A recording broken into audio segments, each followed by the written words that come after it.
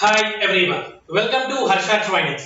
ఈ వీడియోలో మనం ఆంధ్రప్రదేశ్ గ్రామ వార్డు సచివాలయకి సంబంధించి మూడవ నోటిఫికేషన్ త్వరలో రిలీజ్ అవుతుందని చెప్పి మనకు ఒక అప్డేట్ గా రావడం జరిగింది.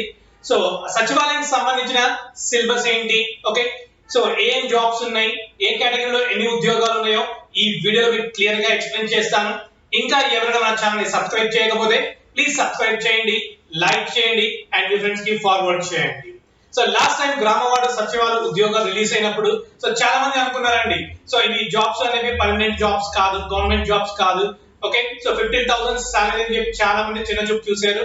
బట్ ఆంధ్రప్రదేశ్ ముఖ్యమంత్రి గారు ఈ జాబ్స్ అయితే పర్మనెంట్ చేసి వాళ్ళ సాలరీస్ కూడా డబుల్ అయినాయండి. అందుకని ఈ మూడవ నోటిఫికేషన్ చాలా కాంపిటీషన్ ఉంటుంది. కనుక ఈ మంత్ లోనే నోటిఫికేషన్ రిలీజ్ అవుతుంది అండ్ ఏప్రిల్ లోపు, ఓకే, ఈ జాబ్స్ అనేవి ఫిల్ చేస్తారని చెప్పి అప్డేట్ గా రావడం జరిగిందండి.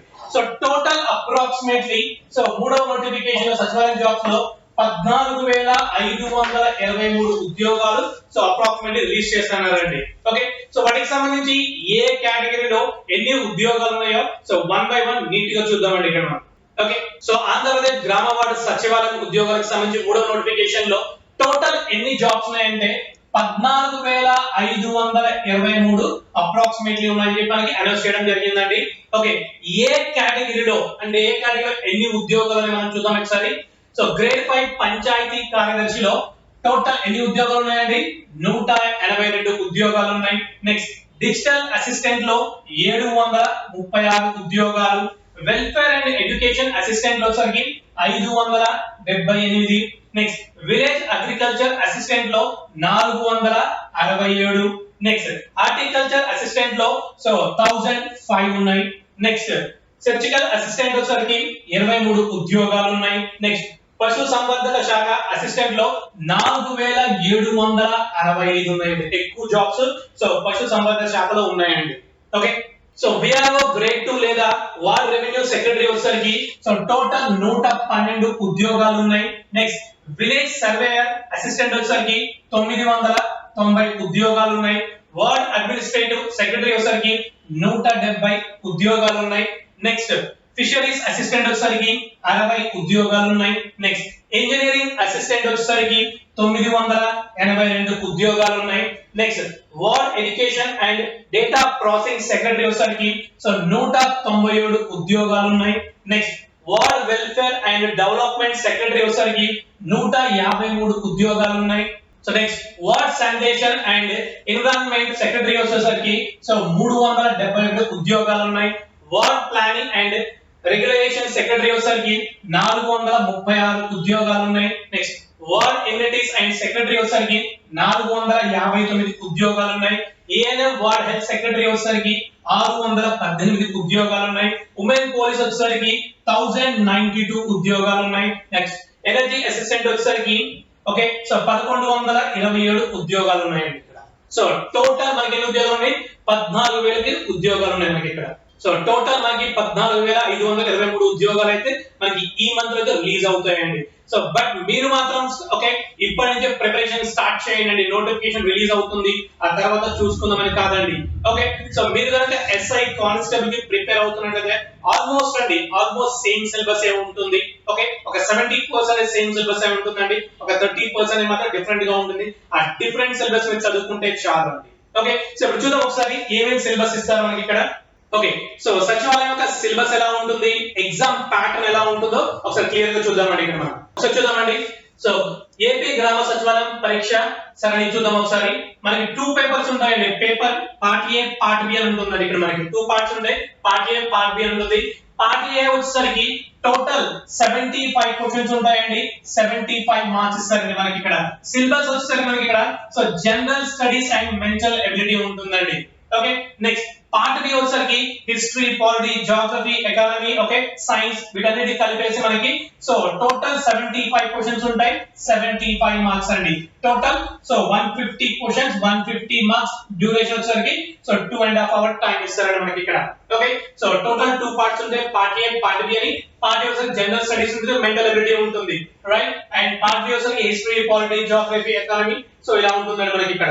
ఇప్పుడు చూద్దాం పార్ట్ ఏ లో ఏం సిలబస్ ఉంది, పార్ట్ బి లో ఏం సిలబస్ ఉంది ఒకసారి మనం క్లియర్ గా చూద్దామండి. ఓకే, పార్ట్ ఏ సిలబస్ ఒకసారి క్లియర్ గా చూద్దాం ఇక్కడ మనం. So general studies and mental ability లో సో జనరల్ మెంటల్ ఎబిలిటీ మరియు రీజనింగ్ ఉంటుంది. సో డేటా ఇంటర్ప్రిటేషన్ తో సహా కాంపిటేటివ్ యాప్టిట్యూడ్ ఉంటుంది. ఓకే, కాంప్రహెన్స్ ఉంటుంది, తెలుగు ఇంగ్లీష్. ఓకే, సాధారణ ఇంగ్లీష్ ఉంటుంది, జనరల్ ఇంగ్లీష్ ఉంటుంది. ఓకే, సో ప్రాథమిక కంప్యూటర్ పరిజ్ఞానం అంటే కంప్యూటర్స్ నుండి కూడా కొన్ని బిట్స్ అడిగే పాసిబిలిటీస్ ఉన్నాయి మనకి ఇక్కడ. సో ప్రాంతీయ, జాతీయ మరియు అంతర్జాతీయ ప్రాముఖ్యత కలిగిన okay current affairs. Okay, current affairs నుండి మనకి బిట్స్ అడుగుతారు. ఓకే, జనరల్ సైన్స్ మరియు రోజువారీ జీవితంలో దాని అప్లికేషన్స్ అండి. ఓకే, సైన్స్ అండ్ టెక్నాలజీ ఇస్తారు మనకి ఇక్కడ. సమకాలీన సైన్స్ అండ్ టెక్నాలజీ మరియు ఇన్ఫర్మేషన్ టెక్నాలజీలో అభివృద్ధి.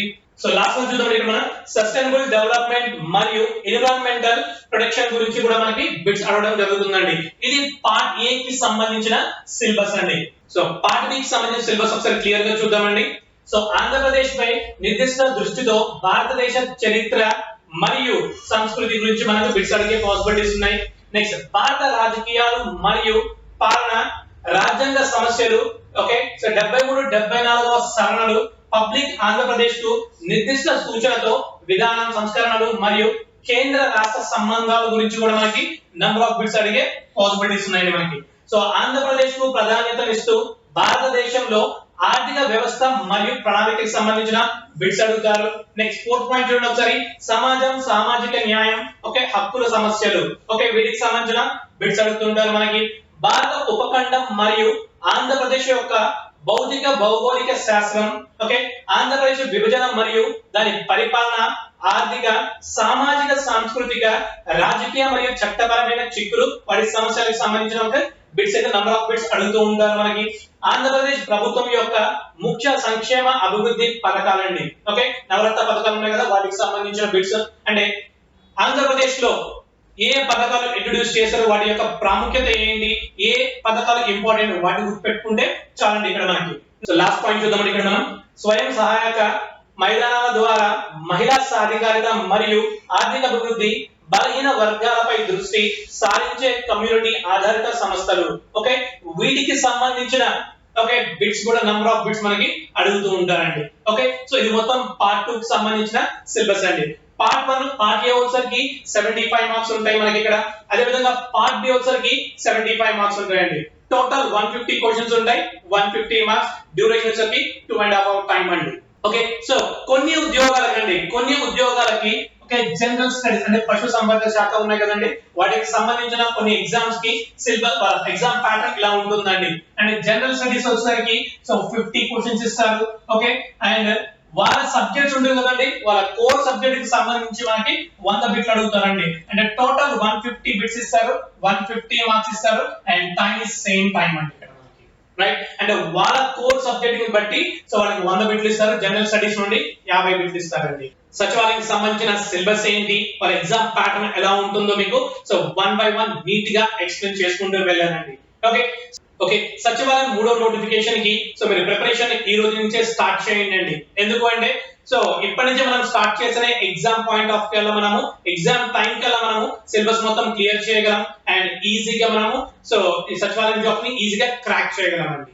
ఓకే, సో ఈ వీడియో కానీ మీకు నచ్చినట్లయితే లైక్ చేయండి అండ్ మీ ఫ్రెండ్స్ కూడా ఫార్వర్డ్ చేయండి. సో ఆల్ ది బెస్ట్ అండి. So thank you for being here our YouTube channel. Please subscribe.